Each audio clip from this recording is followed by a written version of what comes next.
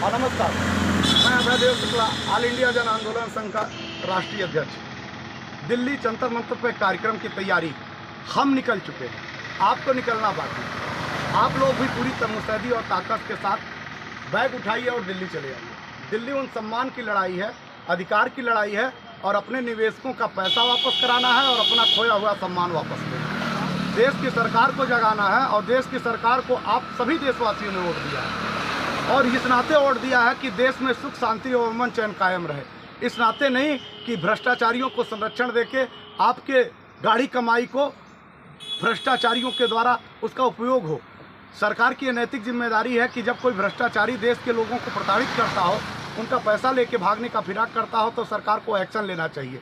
सरकार, माननीय मोदी जी, आपने और आपकी पूरी कमेटी ने एक व्रत लिया है, संकल्प लिया है कि देश में हम सभी लोगों के हित और न्याय की लड़ाई लड़ते हुए जब तक इस देश की सत्ता पे रहेंगे और उस देश की सत्ता पे उन लोगों का संरक्षण और सुरक्षा करते रहेंगे, चाहे वो आर्थिक सुरक्षा हो, चाहे सामाजिक सुरक्षा हो, चाहे राजनीतिक सुरक्षा हो, या फिर कहीं हमारे बीच में ऐसे लोग भी हैं जो देश में दंगाई स्थिति पैदा करते हैं, उनसे भी सुरक्षा करने की जिम्मेदारी आप ही की है।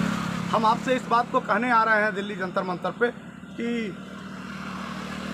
इस देश में जितने भी सहारा से रिलेटेड, सहारा के लोग, चिट फंड सोसाइटीज़ और भी सोसाइटियां हैं जिनको आपने लाइसेंस दिया है, वो देश भर के लोगों का पैसा दिग्भ्रमित करके हड़पने की कोशिश कर रहे हैं, कूटनीतिक साजिश करके हड़पने की कोशिश कर रहे हैं।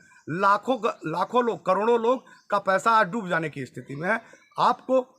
आपने उनको लाइसेंस जारी किया था, सरकार ने लाइसेंस दिया। सरकार की नैतिक जिम्मेदारी है कि कोई फ्रॉड करता हो, बेईमानी करता हो, चोरी करता हो, तो उसके खिलाफ विधिक कार्रवाई करके उसको जेल की सलाखों के पीछे भेज दिया जाए। तो सबसे पहले हम दिल्ली जंतर मंतर पे आ रहे हैं, हमारे लाखों साथी वहाँ पे आ रहे हैं और आपको भी निकलना होगा। घर पे बैठे रहने से ना आपका पैसा मिलेगा, ना आपका सम्मान मिलेगा, ना आपको अधिकार मिलेगा। उसी सरकार से चल के पूछना है कि उनको लाइसेंस दिया है तो उनको गिरफ्तार क्यों नहीं कर रहे हो और हमारा पैसा वापस क्यों नहीं कर रहे हो। लाखों लोग जो हैं, आज उनकी लड़कियों की शादी, आज उनके परिवार में परेशान हैं, जो शादी विवाह हैं, दवा दारू हैं, लोग किडनी खराब है, लोगों की परेशानियां बढ़ रही हैं और वो अपना जमा पूंजी रखे हैं, 10 साल से पा नहीं रहे। तो हमको अपने पैसे के लिए भी चलना है और ध्यान रखिए कार्यकर्ता साथियों की सबसे बड़ी जिम्मेदारी है। जो एजेंट थे, उन्होंने लोगों की भावनाओं के अनुरूप आपको पैसा दिया था और आपने उनका पैसा ले जाके सहारा में जमा कराया। अगर ये पैसा नहीं मिला तो देश में वर्ग संघर्ष की स्थिति आ जाएगी। लोग आप ही से पैसे की मांग करेंगे और फिर आपके पास कोई चारा नहीं बचेगा सिवाय आत्महत्या के। तो कहीं ऐसा ना हो कि आपके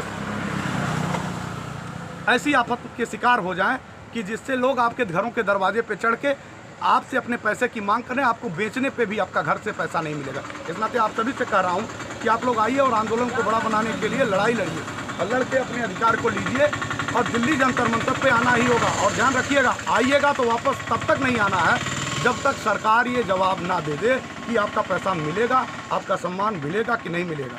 हमको किसी भी परिस्थिति में दिल्ली तभी छोड़ना है जब हमारा पैसा हो। हम जानते हैं कि दिल्ली जब आएंगे तो बहुत सारी परेशानियां आपको झेलनी पड़ेंगी, लेकिन अपने लिए, अपने सम्मान के लिए ले आ रहे हैं। आपके पास सीमित संसाधन है, व्यवस्था नहीं है, सरकार की नैतिक जिम्मेदारी है। हमने कागज़ दे दिए हैं, हमने उनको रिसीविंग करा दिया है, हमने परमिशन के लिए 2-2 जगह का कागज़ दे दिया है। सिर्फ जंतर मंतर पे उन्होंने परमिशन का आदेश दिया है, बाकी हमने रामलीला मैदान मांगा था, अभी तक उन्होंने नहीं दिया है। फिर भी दिल्ली में हम कार्यक्रम करेंगे, लाखों लोग आएंगे, जिम्मेदारी उनकी है। अभी तक कोई सूचना हमारे पास नहीं आई है कि हमने आपको रामलीला मैदान दिया है कि नहीं दिया है। हाँ, हम जानते हैं कि हमने अपना कागज़ दे दिया है। सरकार की एक जिम्मेदारी है कि सरकार वहाँ आ रहे हैं और विधायक, माननीय सांसद लोग ये बात ध्यान से सुन ले कि अगर किसी एक भी कार्यकर्ता के ऊपर लाठी पड़ गई, एक भी कार्यकर्ता के ऊपर लाठी पड़ गई, आप उसी दिल्ली में हो और दिल्ली में हमारे ही पैसे से आप सांसद बन के गए हो, वहाँ बंगले आपको अलाट हुए हैं। दिल्ली में हमारे लोग आ रहे हैं, हमारे आपके क्षेत्र के लोग आ रहे हैं, आप उनका इस्तकबाल करिए। आपको 3 दिन के मेहमान आ रहे हैं, 3 दिन के मेहमानों का स्वागत करिए, टेंट लगाइए, पानी लाइए, व्यवस्था करिए और सब उनको दीजिए। अगर नहीं दिया और उनका सम्मान नहीं किया तो अपने अपने क्षेत्र में आपको घुसने नहीं दिया जाएगा आपको। और अगर आपने हम लोगों की मदद नहीं करी, हमारे साथियों की मदद नहीं करी, तो फिर दोबारा कभी क्षेत्र में आके वोट मांगने मत आइएगा तो लात जूतों से आपका स्वागत करेंगे हम सब लोग, ईंटे पत्थर से स्वागत करेंगे।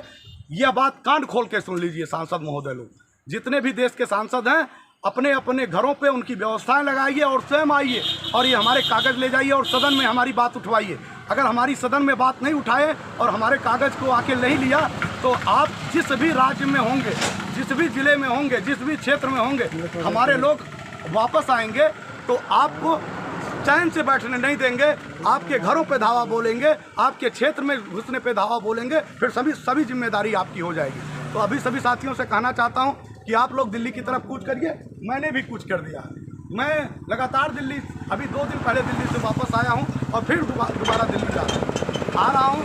आप सबको आंदोलन बड़ा बनाना है, ये आपकी जिम्मेदारी है। हम विभिन्न जगहों पे घूम रहे हैं, देश भर घूम चुके हैं। आंदोलन की लड़ाई में हमको दिखाई दे रहा है कि लाखों लोग वहाँ पे आ रहे हैं। आप भी आइए, ये पर्व है, तिरंगा साथ में होना चाहिए, तिरंगा झंडा आपके साथ में होना चाहिए, वही आपका सुरक्षा कवच है। बड़ा तिरंगा झंडा और उसमें बड़ा सा डंडा, ये आपकी जिम्मेदारी है कि आप लेके आइएगा। आइए और देश में तिरंगा महोत्सव मनाइए। मोदी जी ने कहा है हर घर में तिरंगा होना चाहिए, तो हम 5 तारीख से कहेंगे हर हाथों में तिरंगा और झंडा होना चाहिए और बड़ा सा डंडा होना चाहिए, उसमें लगा हुआ तिरंगा झंडा।